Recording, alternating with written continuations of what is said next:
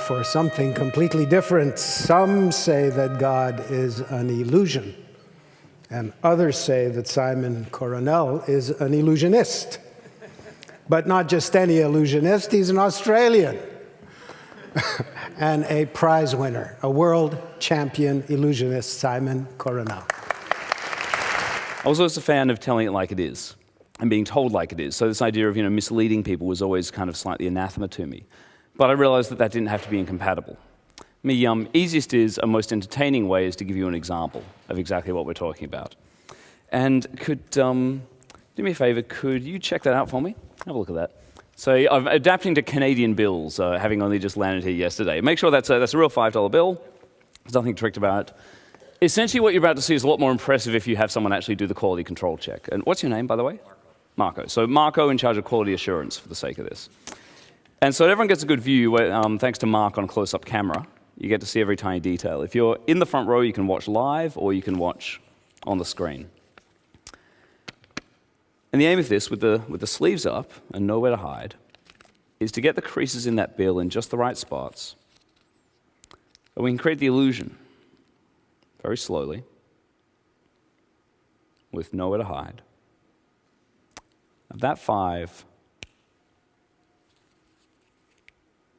transforming into what looks a heck of a lot like a $50 bill. It's amazing, right?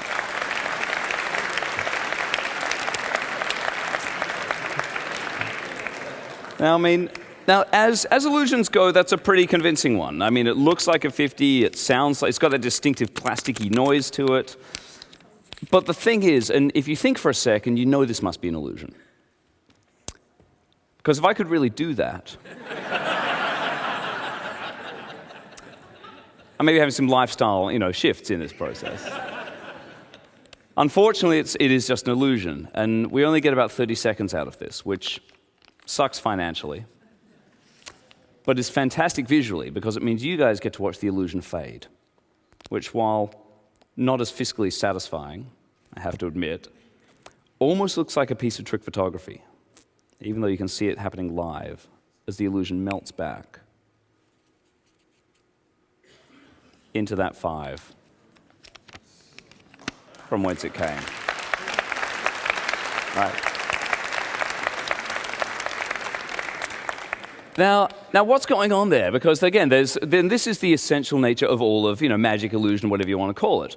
Is you see something that your rational brain interprets as not being possible. So essentially, it's a state of simple cognitive dissonance. What appears to be happening, it can't be happening. The conflict loop goes, and your brain explodes.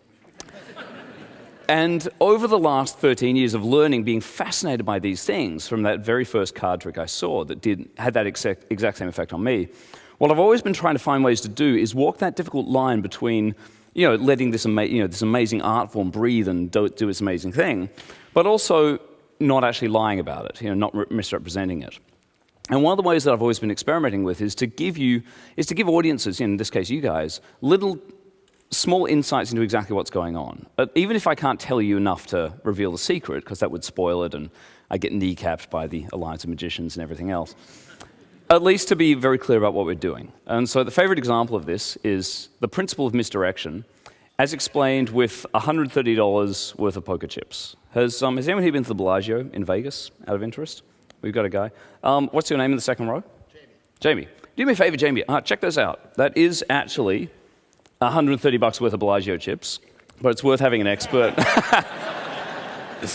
The disappearing poker chip trick by Jamie, featured today. And indeed it is. Perfect. Thanks very much, Jamie. I'm sure you use still larger denominations than those, but it'll suffice for today. And so here's the idea, is to give you an illustration of the idea of misdirection. You'll have heard of it before, distracting and controlling your attention. But to do it in such a way that you don't notice it happening. Now, the challenge in this case is to take the chips from hand A, we this into the camera so everyone can see, and take them over to hand B.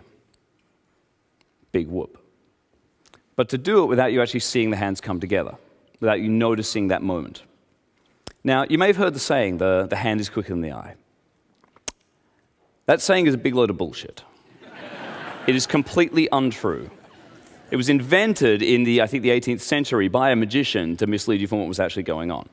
If the hand were quick in the eye, I could hide it like this.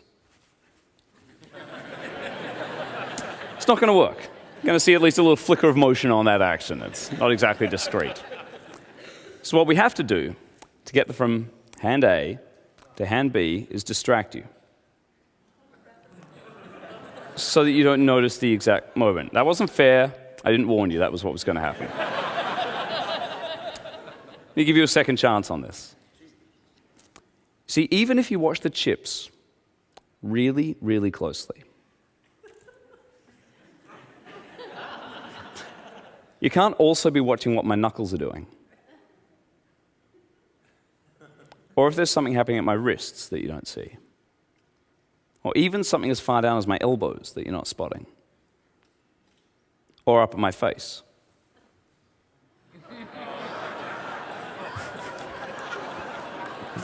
You get distracted, you miss that moment again. Okay. Third time lucky.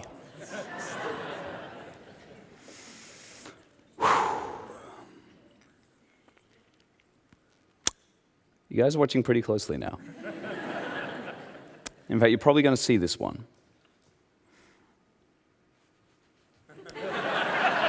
Okay, all right. It lacks a certain something. Let's try it again. You see, every time I do this, every time you get distracted by eye contact or body language or anything else, you get harder and harder to distract again. Your pattern recognition starts to kick in. You guys are now at the point where I could drive a truck into the side of the building and you would not look away from that damn poker chip.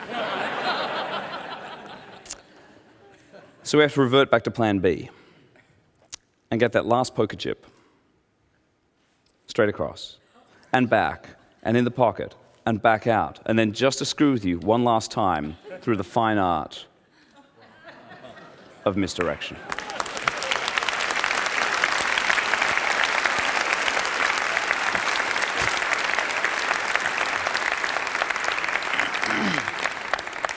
Now, as some of you may have kind of figured out during that, I wasn't literally moving the chips across while you were looking, but obviously what was going on was indeed misdirecting you. And again, the simple fact that even though we're all different in so many ways, our brains fundamentally work in very similar methods. And this is where, there's been a lot of work in the last few years of, magicians and neuroscientists getting together and having, fun sessions, because when you study, this concept of illusion, things that look impossible but aren't, you end up gaining a very, very intense, pragmatic working knowledge of how human attention and perception works, because all these happen literally, in people's minds. But the final thing is to go back to that card trick, and the fact that this stuff works across almost any language and culture barrier. Does anyone here speak Mandarin, Chinese? We have a few. Okay, perfect. That was, again, one of my minors at university. And so very quickly, I want to show you a card trick in Chinese that most of you won't understand, but you'll be surprised how much you do actually follow what's going on. Here we go. 大家好，我的名字是西蒙，我是澳洲最厉害的魔术师。我让你们都看见我的扑克牌魔术。我的中文好不好？哦，好，谢谢你，你真是好人。这些老外都听不懂，没问题。好了，你好，我的名字是 Simon， 你的名字是什么？ Dana， 请你站起来。Dana， 请你可以算着一张纸牌，只要一张。对，他做得非常好。好了 ，Dana， 让你的朋友都看见你有那个纸牌，我别看。好了，你们都看了吗？你们都看了吗？没问题。好了，请你可以做那个，怎么说？ 那个 put it back in the deck.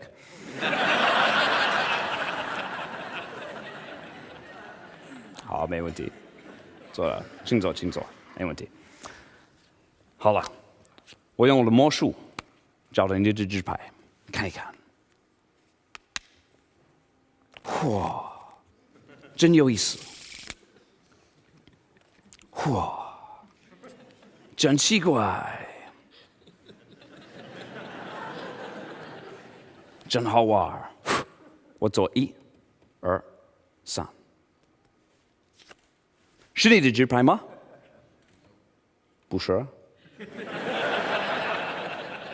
哎呦啊，那么不好。等一下，没问题。真不是你的日牌。笨蛋呢？啊，对不起，不是你的问题，是我的问题。我用我最厉害的魔术找到。1、2、3，是你的日牌吗？真好，谢谢你们，我的功夫很厉害。